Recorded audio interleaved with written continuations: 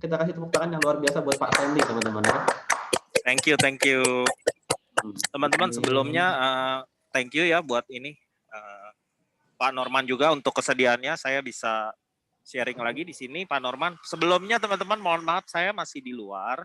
Jadi kalau ada suara-suara bocor dikit ya, moga-moga nggak mengganggu ya teman-teman ya. Oke, ya saya mulai ya.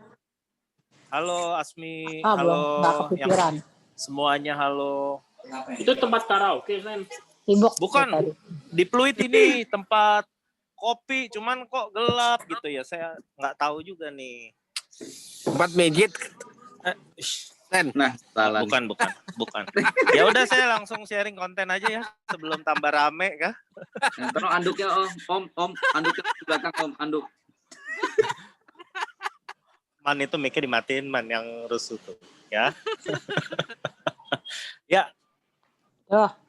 Hari ini saya mau coba berbagi ya teman-teman ya. Nah hari ini saya sifatnya sharing aja. Ya, sharing aja berdasarkan pengalaman saya. Pak Stanley di kafe, Pak Stanley ya? Berdasarkan, iya saya masih di luar Pak. Oh, makanya biasa, sebelumnya mohon maaf Pak, saya mau pulang tadi saya nggak keburu, akhirnya saya di luar aja. Nah ini kalau ada suara-suara bocor, mohon maaf, tapi moga-moga isi pesannya ya masih tersampaikan ya teman-teman ya. Nah gambarnya udah kelihatan belum teman-teman? Gambarnya udah kelihatan belum teman-teman? Pak Norman, gambarnya kelihatan ya Pak Norman ya? Kelihatan jelas Pak Stanley. Ya. Nah ini background saya. Jadi saya memang sebelum memulai bisnis asuransi, saya sempat berbisnis juga properti teman-teman. Jadi propertinya itu kita coba beli tanah ya gitu ya, beli tanah lalu kita bangun rumah-rumah lalu jualin deh gitu. Nah sebelumnya di masa yang lebih muda lagi saya juga pernah menjadi seorang penyanyi teman-teman. Penyanyi ya, jual suara ya teman-teman ya, penyanyi di kawinan. Nah itu asik banget sih, kita bisa jalanin passion ya. Kan karena kita muda idealis ya, jalanin mau hasilkan duit dari passion. Nah tapi ternyata apa daya nggak menghasilkan teman-teman ya kalau penyanyi kondangan. Nah makanya saya sempat disaranin kamu jangan jadi penyanyi aja, jadi MC, bayarnya lebih mahal. Tapi ternyata belum kesampaian. Saya pikir lebih baik bisnis asuransi aja gitu ya. Nah achievement with Allianz. Nah di tahun pertama saya di 2018, meskipun jalan fokusnya di akhir-akhir ya. Nah tapi bersyukur banget saya dapat triple champion Korea. Triple champion Korea itu satu, terus dapat ASN Quality Award. Itu unit di atas 600 juta ya. Nah lalu dapat Vision tiba-tiba di akhir-akhir keluarin trip Kuala Lumpur. Nah bersyukur juga bisa dapat. Lalu dinner and Mont Blanc dapat juga. Nah di 2019 MDRT ya teman-teman ya, MDRT itu buat saya cukup membantu banget karena cukup bergengsi ya. Jadi MDRT buat teman-teman yang baru kalau belum tahu, MDRT itu adalah satu penghargaan di mana seluruh populasi pebisnis atau agen asuransi di dunia hanya 3% yang bisa MDRT teman-teman.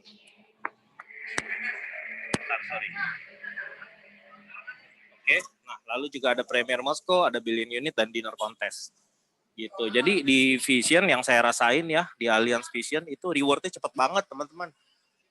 Rewardnya cepet banget, dimana kita bisa enjoy banget jalan bisnisnya, udah gitu rewardnya sendiri bisa langsung dinikmatin dan duitnya juga luar biasa enak banget ya. Nah teman-teman karena di sini semua kita sepakat ya mau bukan menjadi agent asuransi ya, tapi kita menjadi pebisnis asuransi. Pebisnis asuransi itu apa? Seperti di bisnis apapun teman-teman ya. Kalau kita bisnis kita harus jadi leader. Kalau kita bisnis kita harus jadi leader di bisnis apapun. Harus jadi leader kalau mau sukses teman-teman. Kalau mau biasa-biasa aja boleh jadi bos. Gitu. Kalau mau biasa-biasa aja boleh jadi bos. Nah, kalau jadi bos, orang mungkin ya karyawan bisa nurut, tapi di belakang kita kalau nggak ada kita karena visinya nggak sama ya, maksain visi ya teman-teman. Nah kalau ini kita jadi leader, kita harus menjadi role model bagi timnya. Nah ini kunci sukses nih di bisnis asuransi. Ya sebenarnya di bisnis apapun juga kita harus memposisikan diri jadi leader. Leader itu berjalan di depan teman-teman. Berjalan di depan itu artinya apa? Seperti Kodeni ya teman-teman ya. Lihat deh grupnya luar biasa banget.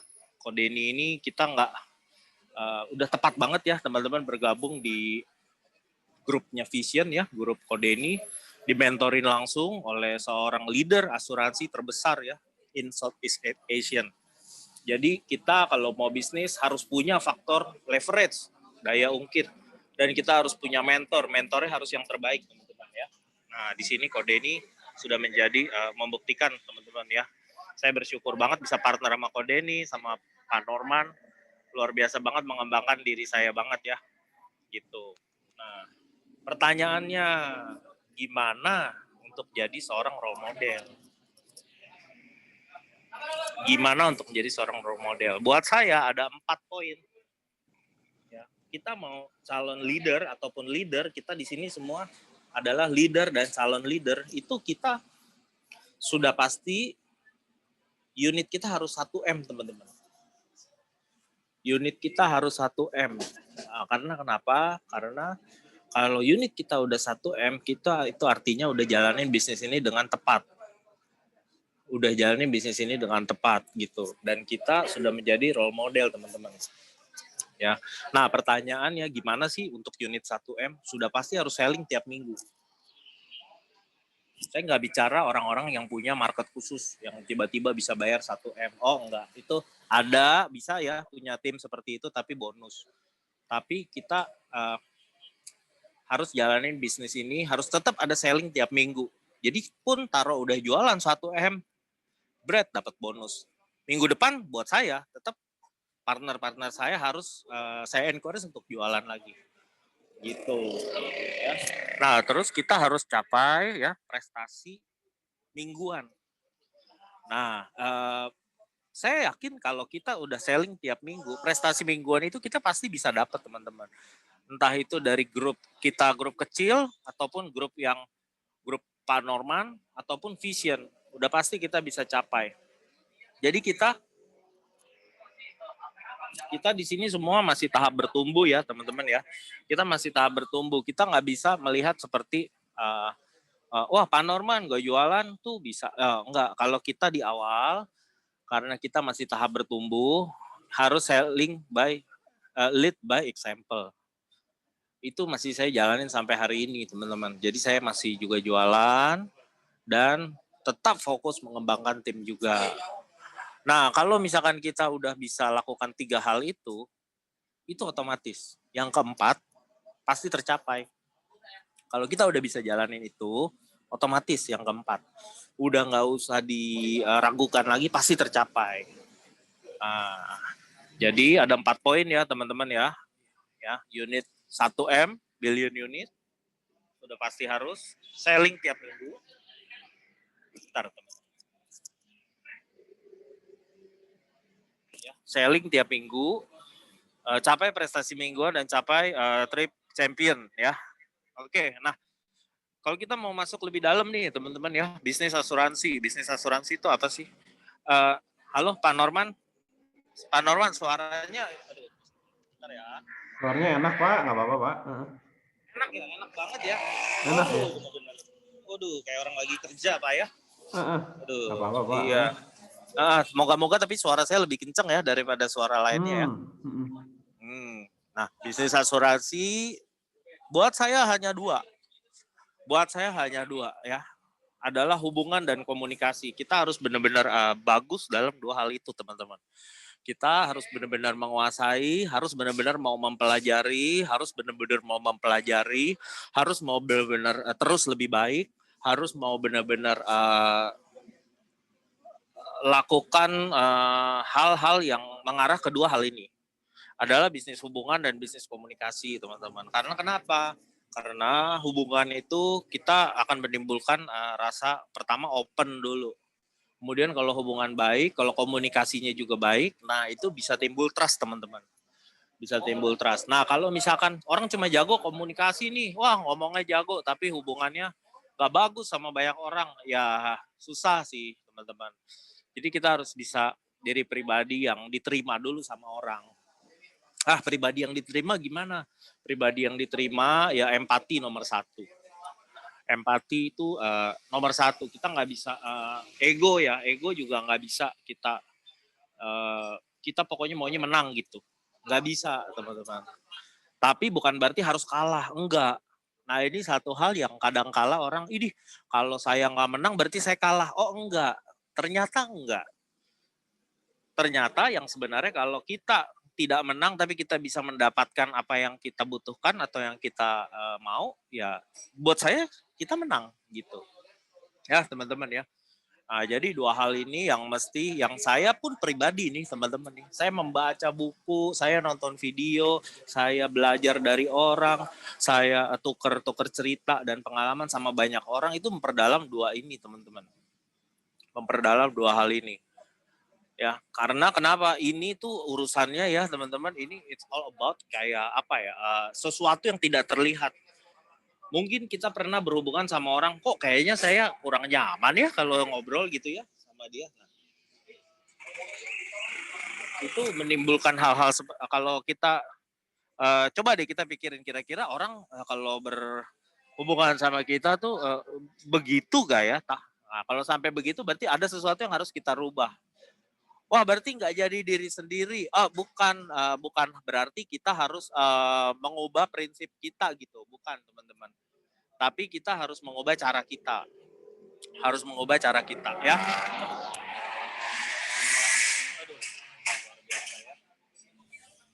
Oke, kondisi calon prospek teman-teman ya. Calon prospek itu kondisinya cuma dua sih ya. Ketika kita akan menghubungi orang, kondisinya cuma dua. Dia udah punya polis, sama dia belum punya polis. Kita coba pisahin dulu nih teman-teman ya. Dia sudah punya polis atau dia belum punya polis. Nah, clue-nya atau end game-nya, kalau misalkan dia sudah punya polis, wah nggak bisa jualan. Enggak.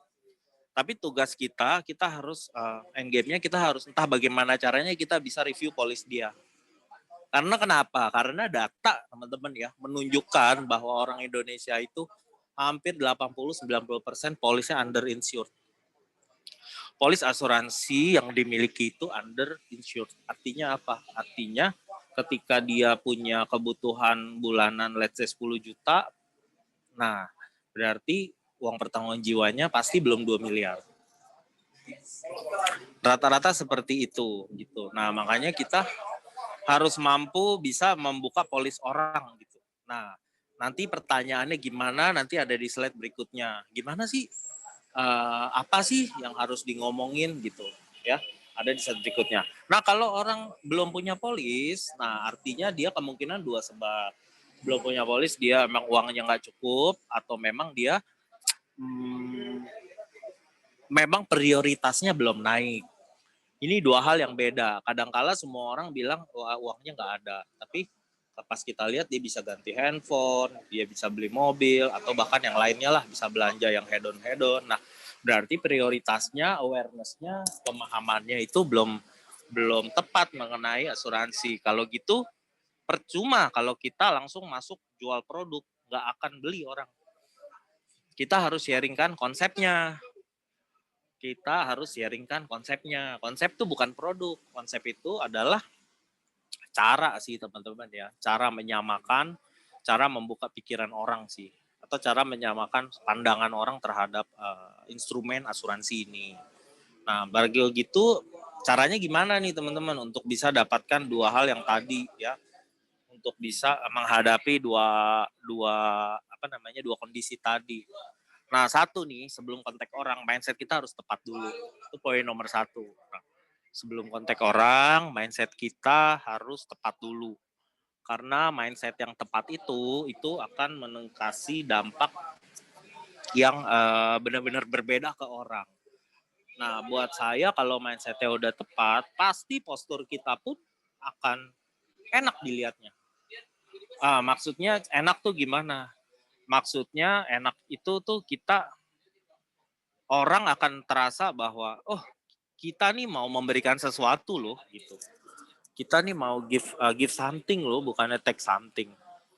Nah, ini mindset nih penting banget nih teman-teman, karena banyak orang di luar sana belum kontak orang atau baru mau kontak orang, mindsetnya itu udah mindset mau take something atau mau minta sesuatu atau minta dibantu, bantu deh buka polis, waduh, atau bantu-bantu saya nih, saya baru mulai bisnis asuransi, waduh, itu udah satu yang saya lihat udah kalah ya.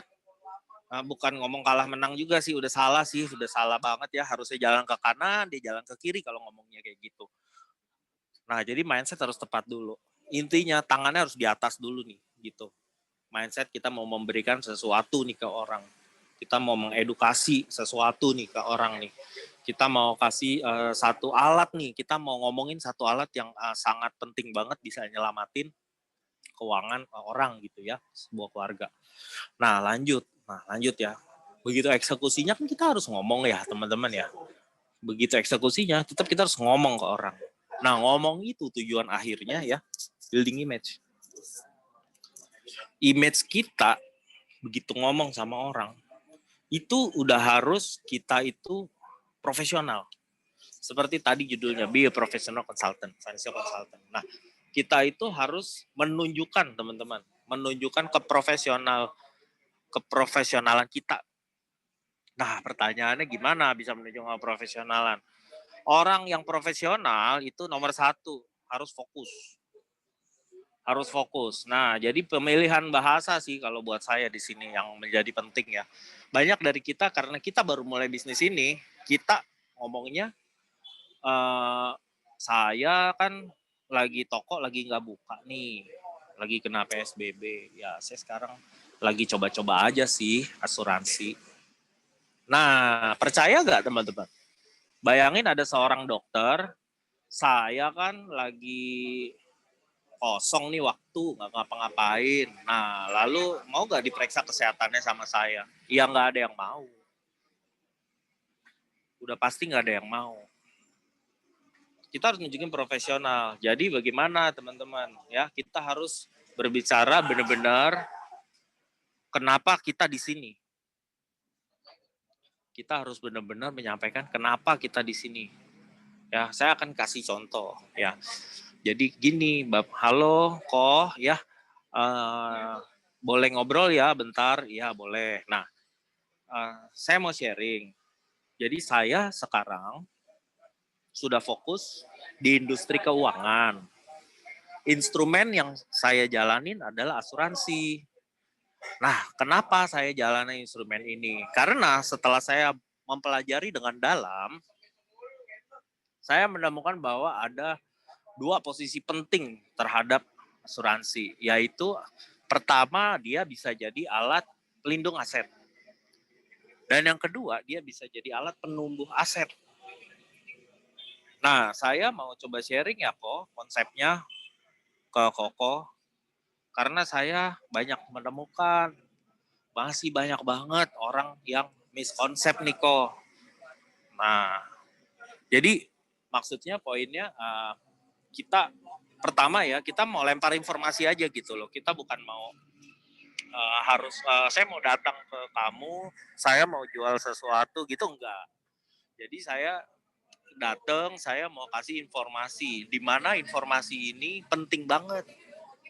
Dan kondisi dan kadangkala banyak loh, ternyata setelah saya dalamin, saya banyak temukan miskonsep. Dan saya udah fokus. Jadi nggak boleh menunjukkan bahwa kita nih ya aji mumpung lah, ya ikut saudara, ya lagi ketemu aja sama Pak Norman diajak, ya habis duitnya banyak sih di sini gitu. Nah kalau kita mau jualan, ini kan kita lagi ngomong mau jualan ya, kita mesti benar-benar ngasih satu keyakinan ke orang. Nah kalau kita udah bisa kasih atau gambarkan dengan kuat dan bagus seperti itu, saya yakin image-nya kebentuk. Kenapa image itu jadi benar-benar penting banget? Nah, karena ketika kita ketemu orang yang sudah punya asuransi, nah setuju atau enggak, dia udah punya agen yang dia pegang sebelumnya. Nah, kalau sampai kita nggak lebih bagus dari agen sebelumnya, mau ngapain saya buka polis saya di kamu? Maksudnya gini, maksudnya mau ngapain saya minta polis saya di review? Nah, orang saya lihat kamu aja nggak meyakinkan gitu. Orang saya lihat kamu aja nggak fokus. Nah, mau ngapain? Mendingan biarpun agen saya nggak begitu-gitu juga fokus amat karena saudara. Nah, lebih baik saya ya udahlah, saya percaya saudara. Gitu. Jadi kita harus menunjukkan minimal kita setara atau bahkan kita lebih profesional. Kita lebih pede daripada agen polis sebelumnya. Nah, ini saya mau lebih fokus lagi ke bicara kepada calon prospek yang sudah punya polis. Nah, kalau sudah punya polis, kita bicaranya ke arah, kan kita mau review ya. Jembatan untuk review apa? Pakai pilar keuangan, teman-teman. Pakai pilar keuangan. Ya, di mana pilar keuangan itu saya kembali ke ini ya. Saya pakai sorry sebentar, saya pakai whiteboard ya. Saya pakai whiteboard ya, teman-teman ya. Teman-teman, suara saya masih jelas? Masih jelas atau kurang jelas? Teman-teman? Jelas, Jelas, Pak. jelas. Banget. Jelas ya? Jelas. Iya, cuman mukanya Jelas, aja nggak jelas mantap. ya, remang-remang ya. Gelap. Iya, nggak apa-apa nih, belum mandi. Tapi yang penting ini, yang penting suaranya jelas ya. Pak Norman putih banget nih, Pak Norman. Enak. Iya dong. Enak banget. Ya udah, saya lanjut. Kan kita tadi mau ketemu orang, tujuannya mau mereview. Jembatannya apa? Jembatannya pakai pilar keuangan, teman-teman. Ya, karena kenapa? Pilar keuangan ini adalah satu konsep yang benar-benar bisa sederhana banget, gampang banget dilakukan, tapi benar-benar bisa diterapkan. Dan ini orang akan, yuk buka polis, mau. Jadi pilar keuangan gini, saya akan bilang bahwa saya sudah mempelajari bahwa sebenarnya keuangan itu, kalau kita boleh urutkan secara, kita boleh gambarkan ya, itu dia seperti pilar, teman-teman. Di mana nomor 1 dalam perencanaan keuangan, itu kita harus mengamankan dulu ya, mengenai kesehatan, teman-teman, perlindungan kesehatan. Nah, nomor 2 adalah untuk resiko kesehatan yang lebih berat atau sakit kritis. Nah, nomor 3 kita harus, sebenarnya kita apalagi family man harus punya uang pertanggungan jiwa sebagai proteksi income. Nah, nomor 4 barulah portfolio investasi. Boleh kita pikirin kalau kita udah punya 3 fondasi ini. Nah, tapi di luar sana ya, teman-teman, banyak banget loh saya melihat orang yang segitiganya terbalik. Jadi belum punya fondasi apa-apa, langsung portfolio investasi. Gaji 10 juta, 9 juta buat investasi, ya bagus sih kalau bisa sebanyak itu ya. Tapi kebanyakan enggak. Dia punya sisa 10-20% lakukan investasi. Sisanya konsumtif. Nah, baru ada kesehatan, baru CI makin kecil, kadang-kadang juga enggak ada. Baru kesehatan. Kesehatan kadang-kadang kelasnya cuma 350. Atau bahkan saya punya kok kesehatan BPJS. Nah, kalau segitiganya seperti terbalik gini ya, teman-teman ya, ini kan fondasi pijakannya kecil banget ya, teman-teman. Ini sangat beresiko banget nih, ketika terjadi satu aja resiko kecil aja ya, ini bisa menimbulkan investasi kita crash, teman-teman. Investasi kita jatuh ke bawah. Nah, karena kenapa pijakannya kecil ya. Dan nomor 2, bayangin deh, pijakannya udah kecil banget ya, atau coverannya nggak ada.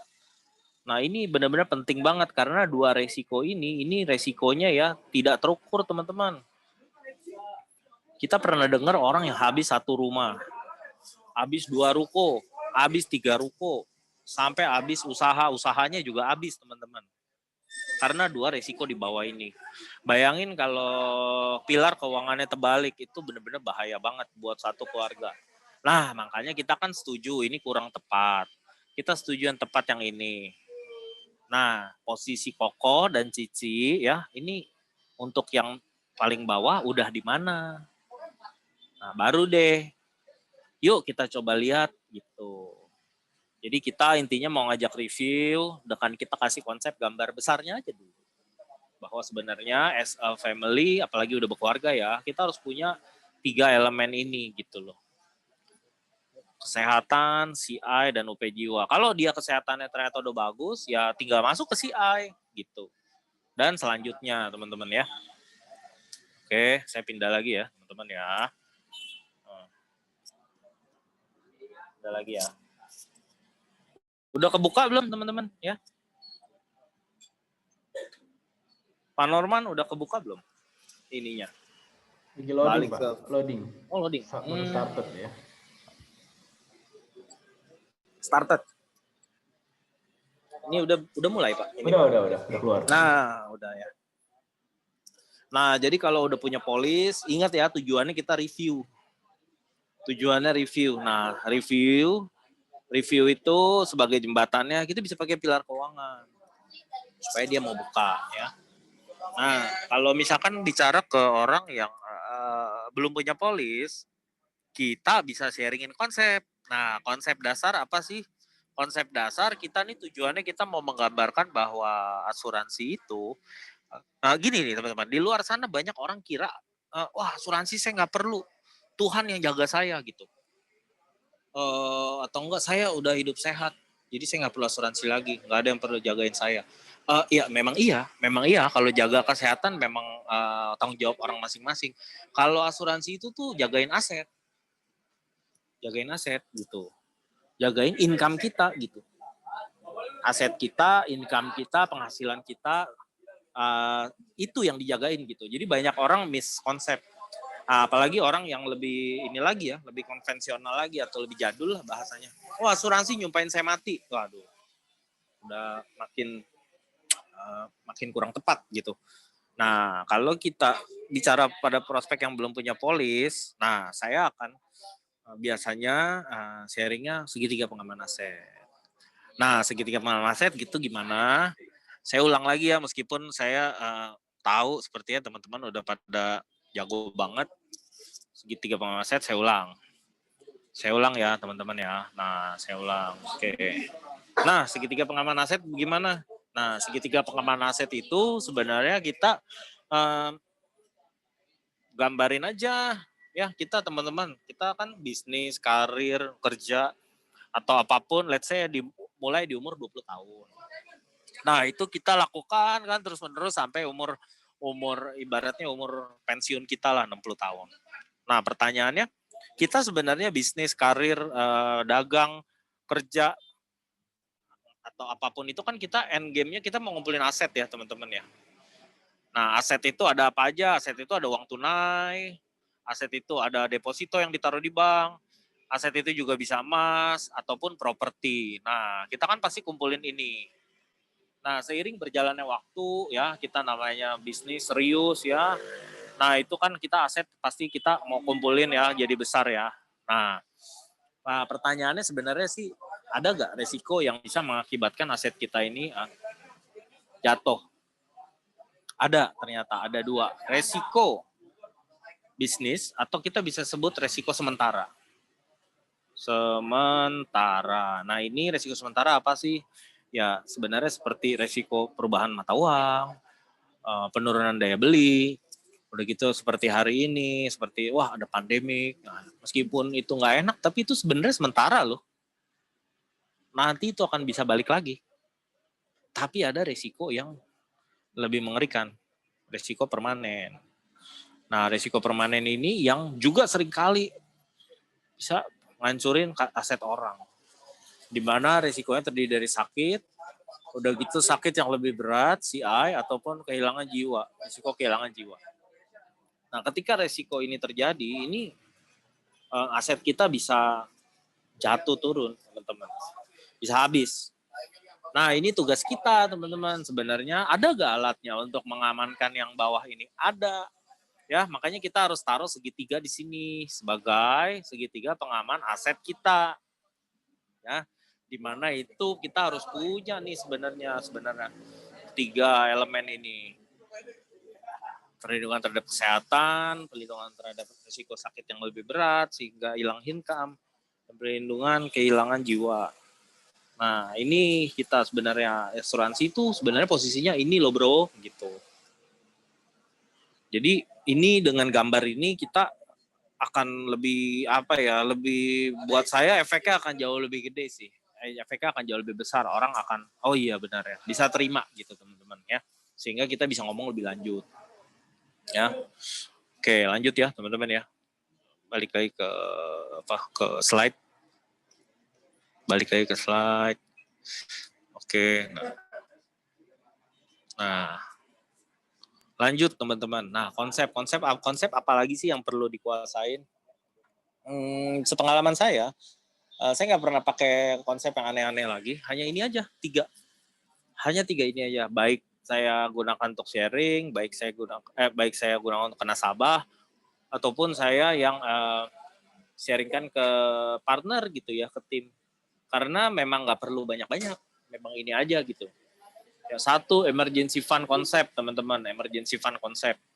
Emergency fund concept itu apa sih? Sebenarnya emergency fund ya setiap dari kita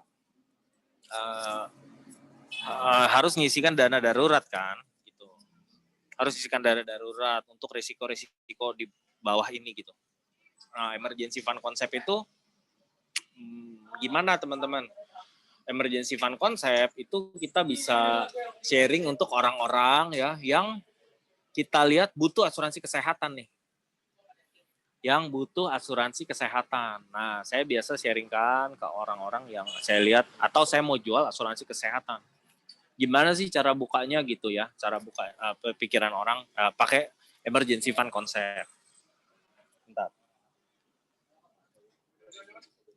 Saya coba kasih whiteboard lagi ya. Whiteboard lagi ya. Bentar. Emergency fund concept, teman-teman. Nah, emergency fund concept itu mirip kayak yang tadi, ya. Mirip kayak yang tadi dengan segitiga pengaman aset, hanya aja sedikit beda. Sedikit bedanya kita gambarkan bahwa lebih fokus ke kesehatan, risiko kesehatan, teman-teman. Nah, jadi misalkan saya akan gambarkan gini, sama nih openingnya. Kita kan bisnis karir bisnis atau apapun itu kan atau produktif umur 20 tahun. Sampai usia produktif 55 tahun. Lalu harapan hidup kan umurnya sampai dengan 80 tahun. Nah, di masa pensiun ini ya, di masa pensiun ini kita sadar gak bahwa kita sebenarnya lagi menghadapi satu masa namanya critical moment. Momen-momen kritis. Ya, bahasa Indonesianya ya, critical moment, di mana ada 3 resiko terbesar di Indonesia, SKJ, yaitu stroke, kanker, jantung, yang udah sering banget kita dengar, stroke, kanker, jantung. Nah, teman-teman sadar gak kita tuh butuh siapkan dana 10 hingga 20 M di masa critical moment ini. Kenapa? Karena ada inflasi, teman-teman ya. Kita sekarang boleh masih muda usia 20-30, tapi nanti bayangin deh usia-usia nanti 20-30 tahun lagi, uang 1 miliar itu akan jadi 10 miliar nilainya. Uang 2 miliar akan jadi 20 miliar. Nah, makanya kita butuh benar-benar siapin dana nominalnya ya 10-20 M. Kalau kita back to masa produktif, apa aja sih yang kita lakuin di masa produktif? Biasanya di masa produktif pasti kita mau beli aset. Lalu udah pasti kita siapkan untuk masa depan anak kita, keluarga, future anak. Udah gitu, udah pasti nggak bisa dihindari kita pakai untuk biaya hidup. Udah gitu kita pakai untuk yang lain-lain ya teman-teman ya, liburan ya, beli mobil SLC itu, beli mobil CLA kayak Cirosna ya. Cirosna bukan CLA ya, apa ya? A200 ya, Cirosna A200. Pak Ferdi beli mobil BMW seri 3 yang terbaru. Ini kita lakukan semua ya, teman-teman ya. Pertanyaan saya, 10-20 M nanti saat critical moment, kita mau ambil dari yang mana? Anak mau dikorbanin? Anak mau siap? Atau aset kita mau dikorbanin? Atau biaya hidup kita mau dikorbanin? Atau mobil Mercy kita mau dikorbanin? Nah, kita punya caranya teman-teman. Kita nggak usah pusing ya. Kita punya caranya. Kita kumpulin aja emergency fund. Emergency fund, kumpulin, besarannya nggak besar kok, 1-2 juta doang ya. Itu tiap bulan dalam bentuk emergency fund. Nah, ini kita kelola oleh pihak ketiga. Sini saya yang kelolain ya. Kita vendor kita dari Jerman ya, teman-teman ya. Jerman itu negara maju, teman-teman ya. Kita kelola ya, vendor kita dari Jerman, di mana dengan kelola dana kecil aja kita bisa loh beli dana 10-20 M ya untuk menghadapi critical moment nanti ya. Dan kita di take care-nya gitu ya teman-teman. VIP loh selama-lamanya loh dan on bill berapapun. Sampai dengan 10-20 M teman-teman. 10 M ya ambil aja klasik, kalau 20 M ya ambil aja elite gitu. Atau elite X atau essential X tengah-tengahnya 15 M. Dapat gak preminya? Dapat banget kalau masih muda. Kalau umur 40 aja masih dapat. Umur mau 50 ya 2-3 juta lah. Ya, kalau umur sampai mau 50 tulisannya di sini diganti 2-3 juta. 2-3 juta. Dapat, masih dapat. 2-3 juta teman-teman ya. Nah, ini jauh lebih enak gak teman-teman ceritanya daripada ambil asuransi mahal di luar sana, nanti kesehatan lu jatuh miskin lu nanti. Iya boleh juga sih kalau efektif sih. Intinya kalau saya sih ya bebas. Pokoknya asal you bisa closing, ayo angkat topi. Tapi saya nggak mau nanti image-nya nanti iya itu kemarin nakut-nakutin jualannya gitu. Aduh, kok tapi kayak mesti susah ya, mesti latihan ya, emang mesti latihan. Mesti latihan. Kan kita mau bagus kan, jalan ini mau jadi yang bagus dong, nggak mau yang agen kayak seperti partner saya suka bilang agen kue tiaw goreng tuh gitu kan, kata Koko Sugi, agen kue tiaw goreng tuh, dia aja paling sebel disamperin sama agen kue tiaw goreng gitu. Nah jadi kita juga ya kalau bisa jangan jadi agen kue tiaw goreng gitu. Aduh tapi kok kayaknya ini ya mesti latihan, iya mesti latihan, saya ulang lagi, mesti. Memang mesti. Saya selalu ngomong ulang-ulang ke para partner saya, you harus kuasain ini gitu. Gitu teman-teman. Sharing ya teman-teman, bukan menggurui ya teman-teman ya. Sharing ya, sharing. Saya masuk lagi ke yang lain ya. Masuk lagi. Mau lagi kan nih teman-teman yang lain? Mau dong Pak. Mau, aduh. Gila nih Koko Sugi nih. Hari ini udah ngoceh 2 kali Pak. Gila sekarang saya dengar Bapak dulu. Siapa udah ngoceh 2 kali? Saya udah ngoceh 2 kali sama 2 orang hari ini Pak. Gantian Pak. Kan saya tadi juga bantuin Pak. Dikit-dikit. Ntar minum dulu ya teman-teman ya.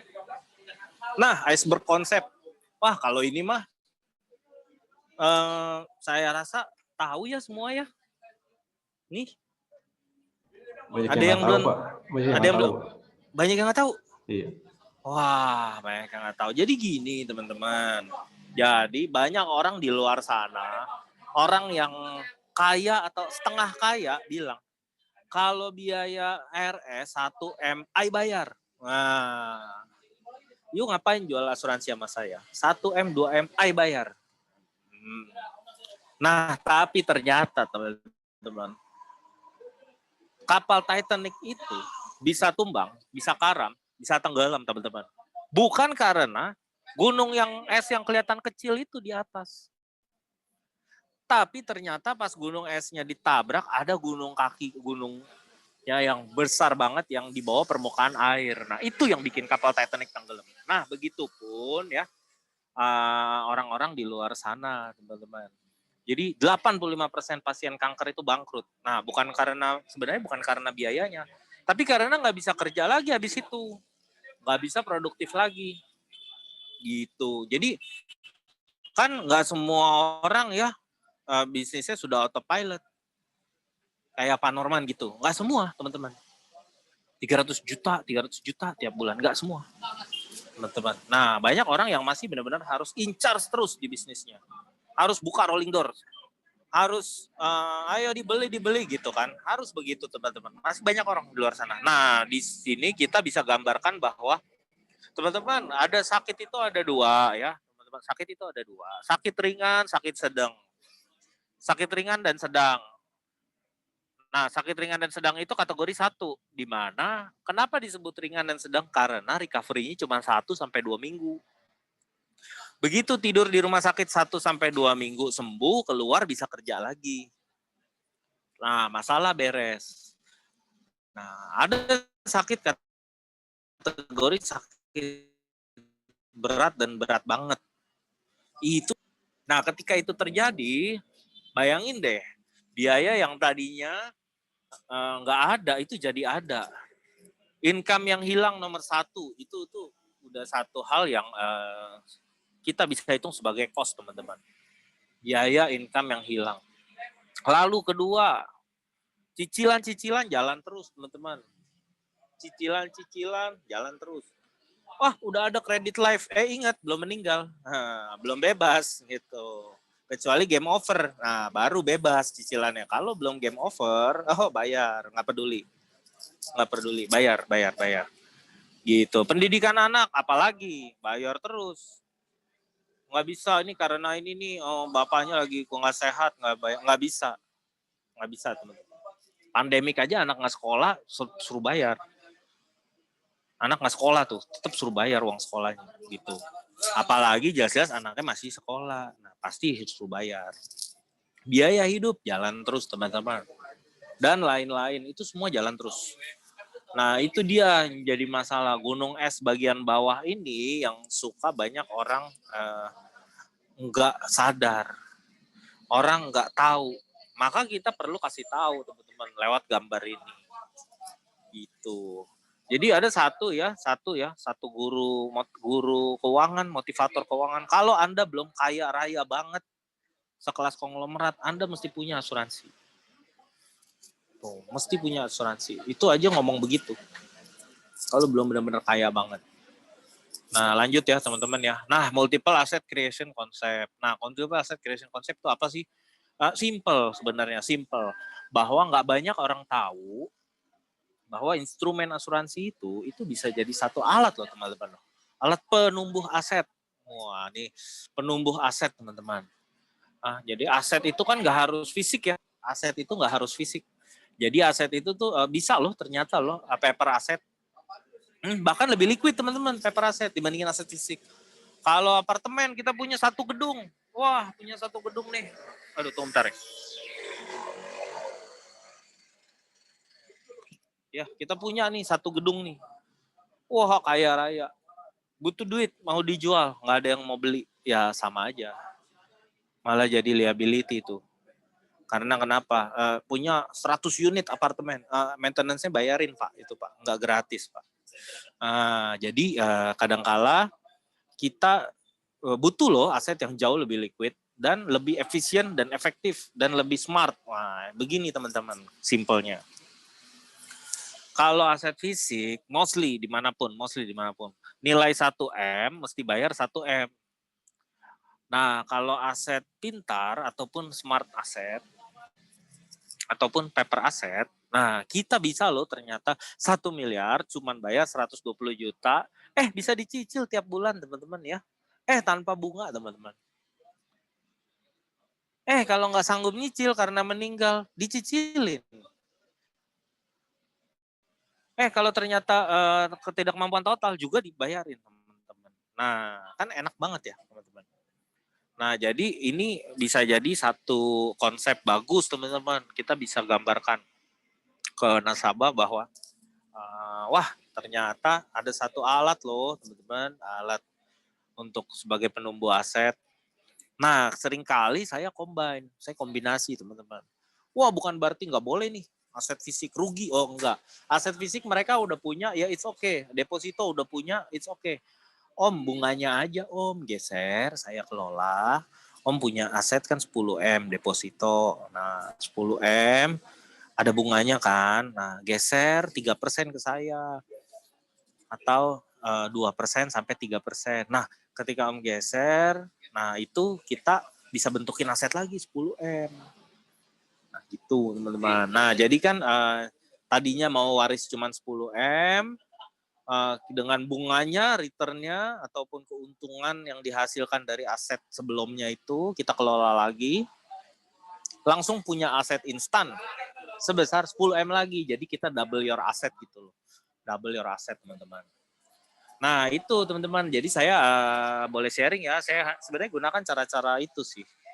Cara-cara yang sebelum masuk ke produk. Nah, saya tuh seringkali suka banget sharing-sharing sebuah konsep seperti begini.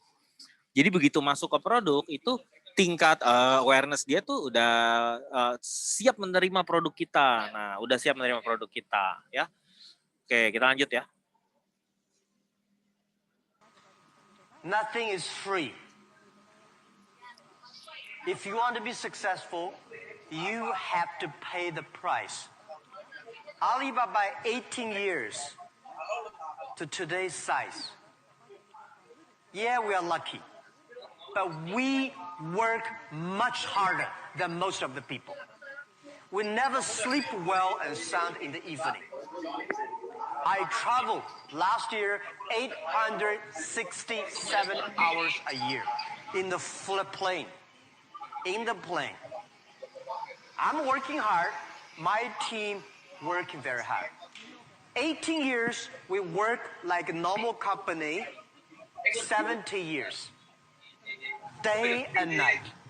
Nothing is free. Nothing is easy. Nah, ya, teman-teman ya. Ya, sukses itu buat saya kombinasi ya, teman-teman. 1% bakat, 99% usaha. Kita lihat teman-teman ya, kita pikir, aduh, kita kerja keras banget nih di sini dan sebagainya. Itu konglomerat di luar sana. Jack Ma itu orang terkaya itu tahun lalu terbang 867 jam teman-teman ya. Itu jangan-jangan melebihi waktu kita tidur. Nah itu dia lagi di pesawat gitu. Itu bayangin deh teman-teman, itu mau sukses ya kerja keras. Itu simple, mau sukses kerja keras. Nggak ada mengakal-ngakali, ayo mah work smart gitu. Milenial, ya, iya boleh. Justru kita better dapat kesempatan seperti itu, dapat teknologi dan sebagainya. Tapi tetap nomor satu sih buat saya, nggak ada yang bisa gantiin kerja keras. Nothing is free, gitu. You must pay the price, istilahnya seperti itu. Wah, habis teman-teman ya. Pak Norman ya, habis nih teman-teman. Pak Norman. Kita buat sesi pertanyaan, Stan. Ya boleh nanya, silahkan. Mau nanya, mau nanya mengenai bahannya yang tadi atau yang lain? Udah habis teman-teman, saya nggak banyak-banyak ya.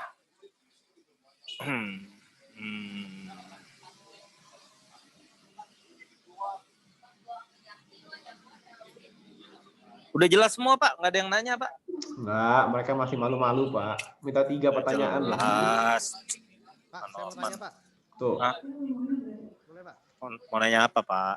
Oke, ini kan Stanley ini sangat menginspirasi ya.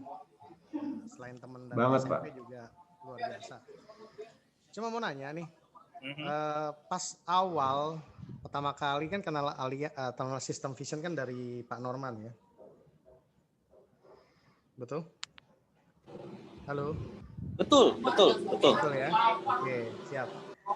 Nah, sebagai pelaku asuransi yang sudah berpengalaman, apa kata-kata Pak Norman yang membuat Pak Stanley ini memutuskan untuk join di Allianz? Oke. Di pertama kali ketemu ya, Iya. Oke. Itu ya. Itu ya. Saya ini orangnya realistis. Saya ini orangnya termasuk yang UUD, ujung-ujung duit. Saya ini orang yang cukup lama nggak mau kosongin gelas. Nah, tapi saya udah coba berbagai cara, coba berbagai ABCD gitu. Nah, ternyata kita mesti kosongin gelas dulu sih. Nah, banyak orang saya ketemuin di luar sana bukan nggak pinter. Lo pinternya luar biasa. RFP, CFP, SH, SE, dan sebagainya. Tapi ketika gelasnya belum kosong, belum bisa terima konsep. Minimal konsep bisnisnya dulu sih, division gitu. Kalau saya waktu itu bener-bener kosongan gelas. Saya kosongin gelas, terus Pak Norman ngomongnya apa? Lebih ke arah hitung-hitungan sih ya. Saya orangnya masuk di hitung-hitungan. Jadi karena gini, ini secara teknis ya, secara teknis. Saya kan dulu kapasitas leader dengan omset hampir-hampir 1M tiap tahun.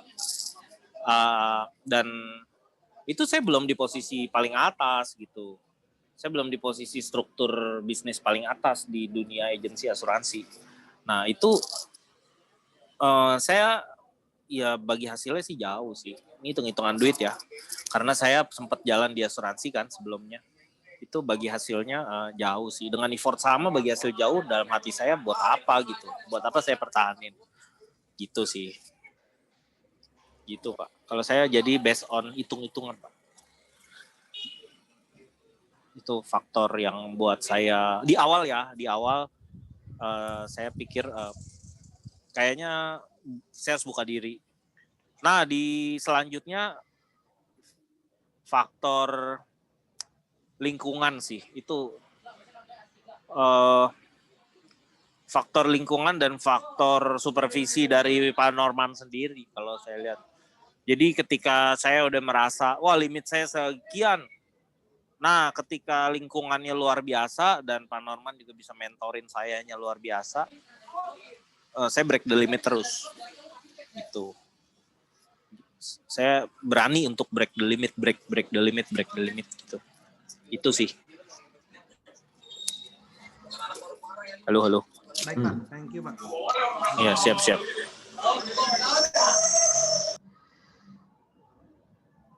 Kita buka 2 lagi, Stan, boleh, Stan?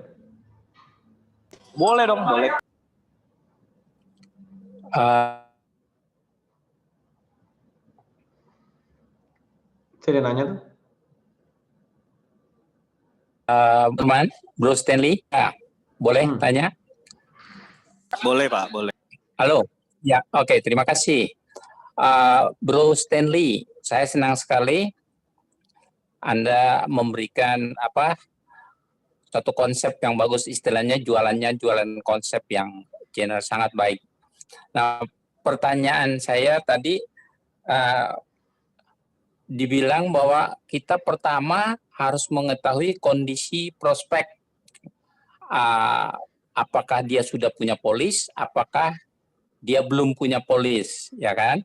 Nah, pertanyaan yang pertama tentang kondisi itu, apakah memakai market survei untuk mengetahui orang itu punya polis atau belum punya polis? Ya, itu yang pertama.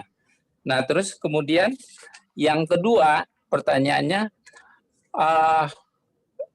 untuk meminta review polis dari prospek klien tersebut, kadang-kadang bagaimana kalau agak susah atau agak tertutup begitu? Ya, itu aja pertanyaannya, Bro Stanley. Mohon penjelasan. Terima kasih. Siap Pak Wim. Thank you Pak buat ini pertanyaannya. Iya, pakai salah satu tools sudah pasti pakai market survei juga. Itu adalah tools yang udah bagus banget karena tools itu bisa benar-benar mengetahui orang itu udah punya polis atau belum. Tapi boleh juga openingnya ditambahkan sebelum masuk ke market survei. Kalau saya akan gambarkan dulu, jual dulu diri sayanya. Saya kan sudah fokus di industri ini karena ternyata bahwa ternyata asuransi bisa jadi alat menjaga aset nomor 1 dan nomor 2 penumbuh aset. Nah, saya openingnya tetap itu dulu. Jadi sebelum saya buka market survei, biasanya kita harus jual diri kita dulu, tetap harus jual diri kita dulu. Tetap itu jual diri kita, gitu sih. Jadi jawabannya sih boleh banget Pak. Bahkan saya sarankan juga dipakai. Situasional. Tapi kalau ketika dianya benar-benar full open, itu kita bisa tahu dari market survei. Kan ada pertanyaan, menurut Anda apakah asuransi yang paling bagus saat ini di market survei? Gitu. Sama kedua, biasanya ketika kita bicara, saya kan sudah fokus di industri keuangan asuransi. Biasanya dia nyaut, saya udah punya tuh asuransi. Biasanya dia nyaut. Biasanya dia ngomong, oh asuransi, Ayo udah punya. Nah, di situ kan kita langsung ketahuan. Ini kategori sudah punya atau belum punya gitu. Biasanya dia akan ngomong sih gitu. Gitu Pak Wim. Kira-kira ini enggak terjawab enggak Pak Wim? Suaranya putus-putus. Pertanyaan Pak, pertamanya sudah terjawab, clear. Oke. Oh, Lalu yang kedua? Jawaban pertanyaan pertamanya sudah oke. Nah, pertanyaan kedua, apabila atau bagaimana kita minta untuk review polisnya dia, sementara mungkin dia orangnya agak tertutup gitu. Agak tertutup. Ya. Oke. Ya itu Pak. Tadi kita perlu jembatan. Di mana jembatannya itu saya suka pakai pilar keuangan. Pilar keuangan. Kalau buat saya orang tertutup sih pasti ada sebab Pak. Kalau buat saya orang tertutup, kenapa nih orang tertutup? Pasti ada sebab. Sebab nomor satu sih lebih ke arah trust sih. Saya udah ada agen pegangan lama yang saya sudah trust. Tapi bukan berarti kita mau jatuhin trustnya agen lama itu, enggak. Jangan pernah, kalau saya sih nggak pernah menekan produk orang dengan neken produk orang gitu untuk menangin produk kita. Tapi saya, oke, begitu. Ini saya nggak tekan, tapi saya angkat. Contohnya image, saya angkat image saya, gitu. Biasanya karena ada sebab Pak, karena dia tertutup, karena ada sebab sih. Karena mungkin agen lama saya udah cukup bisa dipercaya. Makanya agak nggak mau open gitu Pak. Oke. Semoga terjawab Pak Wim. Oke. Terjawab. Ya sudah. Terima kasih Bro Stanley. Terima kasih. Clear. Siap. Nah,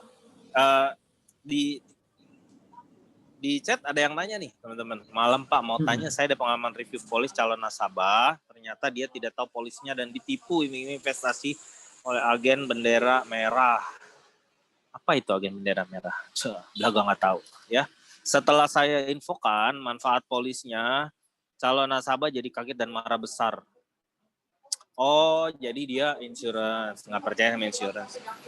Empati Pak, ya Pak Ibu atau Bapak nih, maaf takut salah nih. Pak Lamtiar atau Bu Lamtiar? Maaf Pak, takut salah. Iya. Jadi saya biasanya saya empati dulu. Wah iya sih, saya juga. Jadi ini kan orang kecewa nih. Kadang-kala orang kecewa itu perlu didengerin dulu. Didengerin. Oh iya memang. Dan perlu tuh emang gitu. Maksudnya situasi di luar sana seringkali orang banyak itu wajar itu begitu. Saya setuju banget sih. Itu makanya yang benar-benar saya hindarin gitu. Itu yang makanya saya hindarin. Alat yang tadinya benar-benar jadi satu alat penyelamat gitu ya, tanda kutip yang benar-benar bagus banget. Gara-gara salah konsep atau bahkan salah jual produk jadi nggak tepat gitu. Dan itu emang ngecewain banget sih gitu. Itu saya juga ada orang deket yang benar-benar ya kemarin maksudnya mengeluh ke saya hal serupa gini ada banget Bu. Saya prihatin sih gitu. Tapi ya akhirnya setelah saya sharingkan satu konsep, dia jadi paham sih. Nah konsepnya sebenarnya gini nih, gitu baru. Jangan ini saran ya. Tapi kalau apapun caranya, kalau bisa closing ya bebas, monggo. Tapi saran kita jangan langsung, oh iya tuh si sakit kepala tuh ya, iya. Oh emang ngaco itu, pada mis-selling semua tuh. Memang kita libas aja tuh Pak, ya jangan begitu. Jangan begitu. Atau enggak jangan langsung dihajar. Oh iya Bapak kagak baca sih waktu itu. Nah itu juga jangan. Tapi ya empati sih. Pak Norman lah itu paling empati sih kalau buat saya sih Pak Norman. Oh gitu. Coba deh kalau lihat Pak Norman. Oh iya. Oh, wah itu benar-benar face-nya itu. Gila. Mana nih Pak Norman? Wah, Ada Pak, ada di sini saya. Ada. Iya, itu benar-benar kayak damai orang. Kalau udah di review sama Pak Norman, iya gitu. Gitu, makanya apapun kondisinya closing lah kalau sama Pak Norman lah, udah. Benar. Terus Pak. Ya udah sih Pak, udah Pak. Udah Pak ya, Empati. udah 3 ya. Keywordnya empati. Nah, udah. 3. Mau nanya lagi dong, boleh nggak? Terakhir ya berarti ya. Boleh. Oh iya, Bu Lamtiar. Kok? Ya, Bu Lamtiar. Ya. Oh iya, halo Cirosna. Mau Boleh, nanya kok, Cirosna. ini ya misalnya buat agent-agent Hmm. aku kalau ada yang baru. Kan kalau agent baru itu mungkin belum pede ya kok, masih agak-agak minder gitu kadang. Gimana caranya, maksudnya kalau yang kita baru-baru kayak dulu kita kan juga baru, kalau minder pas chat kalau ditolak langsung di antipati gitu kan biasa suka drop dulu kan. Gimana caranya supaya balik lagi dia nggak minder gitu kan, ada banyak yang beberapa baru kalau ditolak 5-6 kali kan malah mundur gitu loh. Itu minder atau down? Ya kalau minder kan lama-lama kalau ditolak terus bisa down kan kok. Iya. Ya ini aja sih. Caranya gimana biar balik lagi Caranya gitu gimana kok. ya? Itu kan sebenarnya mood ya. Saya coba jawab ya Cirosna ya. Versi saya. Iya kok, thank you ya. Kalau versi saya, pertama yakin dulu barang yang kita pegang ini ada nanti satu titik hidup orang selamat gara-gara barang yang kita pegang. Itu dulu, itu ditemukan dulu tuh. Ditemukan dulu, benar-benar dipelajarin sih, benar-benar dipahamin dulu gitu bahwa nggak ada barang lain pengganti asuransi gitu. Nggak ada, belum ada. Memang asuransi ya asuransi, belum ada alat pengganti gitu. Maksudnya kalau kadang ketika kita udah benar-benar yakin bahwa orang tuh nggak ada penggantinya, kalau mau safety net financial tuh harus punya barang ini. Nah, ketika orang tahu itu, berarti posisinya, mindsetnya, dia akan lama-lama, kita akan semua lama-lama naik, tangannya di atas, bukan tangan mau di bawah. Minder kan karena kita ini merasa, gue kayak minta-minta ya. Ini kalau saya nih, saya dulu pernah minder juga. Saya dulu minder karena saya merasa saya kayak orang minta-minta. Saya kayak orang minta-minta. Nah itu langkah nomor 1 sih. Kalau nomor 2, setelah keyakinannya udah betul, mindsetnya udah betul, tangannya di atas, mau ngasih. Nah, mood masih ada jatuh gak moodnya? Masih. Mood itu masih bete, apalah. Kan kita kan juga ini, otomatis. Pasti begitu. Semua orang pun dari yang paling pengalaman sampai yang paling baru sekalipun pasti ngalamin itu. Nah, cuman pertanyaannya kita harus kenalin diri kita. Gimana untuk bounce back gitu. Gimana sih kalau mood lagi jatuh, jangan dipaksa.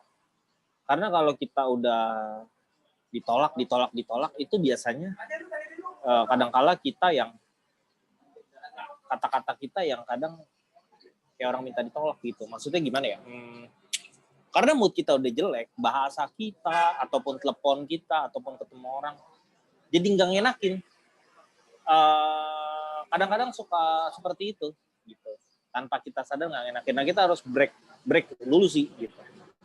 Take break gitu, terus cari yang biasanya diri kita tuh mau bounce back-nya tuh gimana. Kadang orang lain-lain. Kalau saya sih denger lagu gitu, saya kayak baca buku gitu. Itu saya cukup bisa membuat mood saya naik lagi. Denger lagu, baca buku, Terus ya take break aja, main sama anak ya kalau udah punya anak. Itu sih. Gitu kalau Mantap. saya. Thank you ya kok. Ya sama-sama.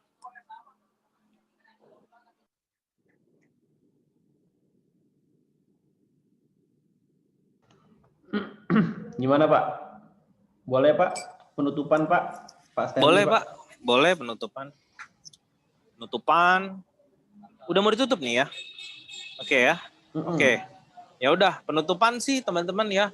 Saya lihat ini bisnis kita calon leader ya semua. Kita udah pasti kalau mau jalan di bisnis ini mesti punya prestasi. Udah pasti karena apa? Kalau nggak punya prestasi mau ngomong apa gitu loh.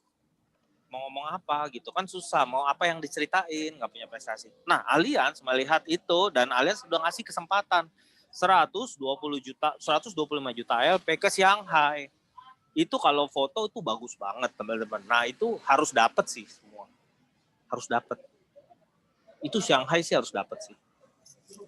Apalagi kalau yang harus pas nih angkanya nih 360 juta dapat 2 Shanghai, 1 tiket Busan. Wah, triple. Rewardnya triple. Itu wah ngomongnya enak tahun depan. Tahun depan ngomongnya enak. Mau bangun bisnisnya enak. Di sini rewardnya cepat. Udah gitu income-nya enak. Waktu fleksibel. Wah, itu enak ceritanya. Nah, jadi ya buat saya sih Shanghai wajib dapat sih. Jangan disia-siakan teman-teman ya. Ini tools tadi 3 boleh dipakai gitu. Semoga berguna ya teman-teman ya. Oke Pak Norman, itu aja sih kalau dari saya. Stan, gue izin record ya Stan, nanti gue masukin ke YouTube ya buat biar ke semuanya ya Stan ya. Oh boleh Pak, boleh. Ini ya mungkin suaranya agak-agak kurang jernih, nggak apa-apa ya? Nggak apa-apa, yang penting kan isinya. Betul Pak. Betul. Siap Pak, siap. Stan, thank you Stan ya udah sharing ya. Ya, thank you sama-sama teman-teman buat perhatiannya. Semoga berguna ya teman-teman ya. Sukses selalu ya buat teman-teman. Bye. Mantap, sangat. Thank you Thank you, Pak Wim. Oke, meetingnya kita Sama-sama. close ya berarti ya. Kita sukses Sama-sama teman-teman ya. Daging semua. Yang daging semua ya. Bye. Ya, thank you. Semuanya, thank you. Thank you ya semua. Sama-sama.